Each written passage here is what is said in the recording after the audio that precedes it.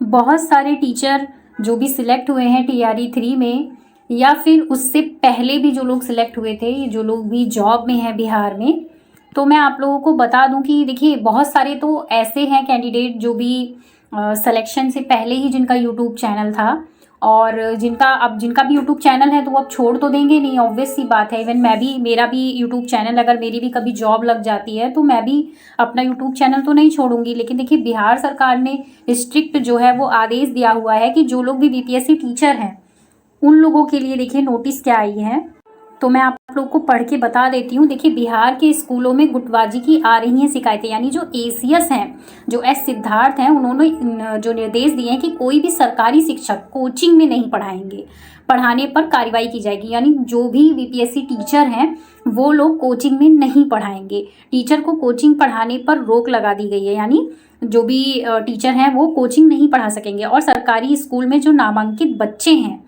वो school time पर coaching संस्थान में पढ़ाने नहीं जाएंगे। ठीक है, यानी पढ़ने के लिए नहीं जाएंगे, टीचर पढ़ाने नहीं जाएंगे, टीचर और जो बच्चे हैं वो पढ़ने नहीं जाएंगे। शिक्षकों को रील बनाए जाने पर भी रोक है, बहुत स्ट्रिक्ट है। मैंने भी बहुत सारे वीडियोस देखे हैं, और कई सारे जो हमारे टीचर्स हैं वो क्या करते हैं कि अपने स्कूल की और बच्चों की एक्टिविटी की ही अच्छी रील्स बनाते हैं, ये नहीं कहूँगी कि खराब बनाते हैं। जो भी उनकी एक्टिविटीज़ होती हैं किसी भी तरीके की, अगर वो रील बनाते हैं तो इस रील पे जो है उन्होंने रोक लगा दिया है, स्ट्रिक्ट बोला है कि आप जो है जो शिक्षक हैं उनको रील बनाने पर रोक लगा दी गई है, और स्कूल में रील नहीं बनाएंगे आप लोग को अगर वीडियोस में काम करना है तो आप किसी भी टॉपिक पे बनाइए, कुछ भी बनाइए, लेकिन आप बच्चों की रील्स नहीं बना सकते हैं और स्कूल में नहीं बना सकते हैं।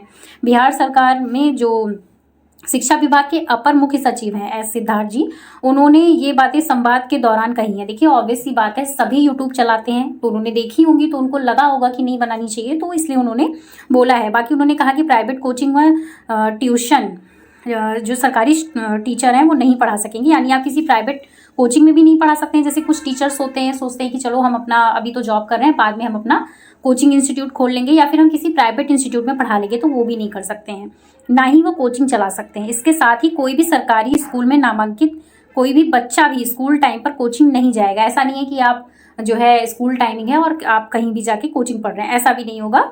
और सरकारी स्कूलों में पढ़ाई कर रहे बच्चों को जो कोचिंग क्लास करने की मनाही नहीं है, यानी जो सरकारी स्कूल में बच्चे पढ़ाई कर रहे हैं उनको कोचिंग करने की मनाही नहीं है, क्लास करने की, कि आप बाद में नहीं पढ़ सकते हैं, ऐसा नहीं है, बट आप स्कूल टाइम में पढ़ाई नहीं कर सकते हैं। और बिहार सरकार के स्कूलों में रील्स बनाए जाने पर भी रोक है, डांस ड्रामे की रील बनाए जाने पर भी रोक है। अभी बहुत सारी रील्स वायरल हुई हैं। जो म्यूज़िक टीचर हैं वो भी, देखिए खराब रील्स तो मैं नहीं कहूँगी, क्योंकि जो भी शिक्षक होता है वो एक अपनी गरिमा में रह के रील्स बनाता है, लेकिन जो हमारे सिद्धार्थ सर हैं उनको नहीं पसंद है, और पसंद क्या है, ऐसी चीज़ें होनी भी नहीं चाहिए।